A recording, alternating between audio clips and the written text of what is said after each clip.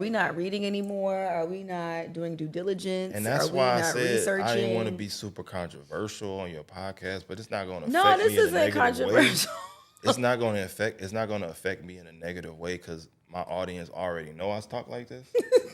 But we need to stop calling ourselves kings and queens for a bit. We got to stop because we not that right now. But that's not controversial. I think controversial topics be things that people I are mean, purposely trying I to don't discuss know. to stir up the pot. I don't know. Like somebody might not like that. But I what feel like just it's the said. intention behind the podcast.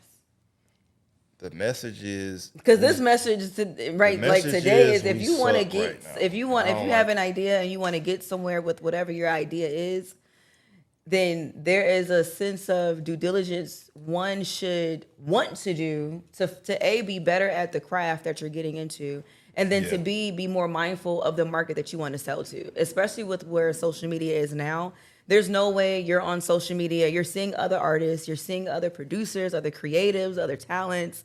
You're seeing how they're putting out themselves, their brand, their merch, Yeah. whatever. It's like there's no way you can see what that looks like and you've seen their journey or what have you and think to yourself like, oh, okay, all I really have to do is this.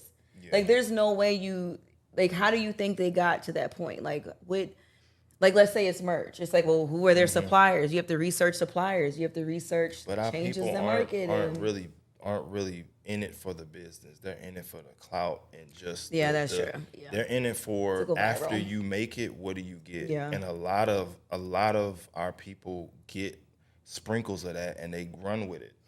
Like, I mean, It's crazy. I'm very like a raw kind of. I'm in a raw energy right now. Mm-hmm. But like, if you got somebody from the hood or just a rapper that, you know, he's a man. So what is he gonna want? He's gonna want attention. He's gonna want women and money.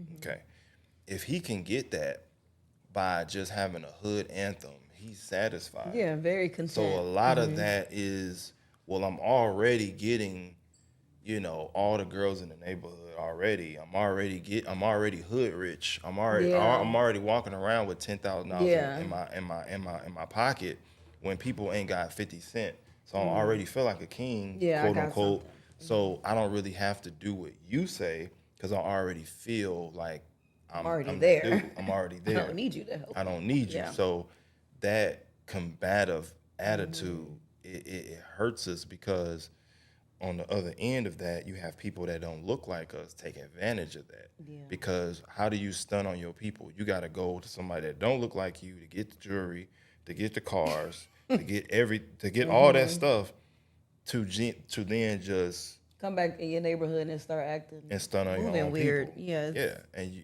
it's just a constant cycle. So when I tell them like, hey, you know, you don't have to spend that much money to become this thing. Yeah. A lot of times they need therapy because they be saying, oh, I need to get this off my chest. I need to record. If you in that much pain, weed ain't gonna do it. Yeah. Drink ain't gonna do it. Music ain't gonna do it. All of the distractions are not going to do it. You need some therapy. Yeah. Because let's say after the therapy, do you really want to rap? Yeah. Is this really your passion or you just depressed? Yeah.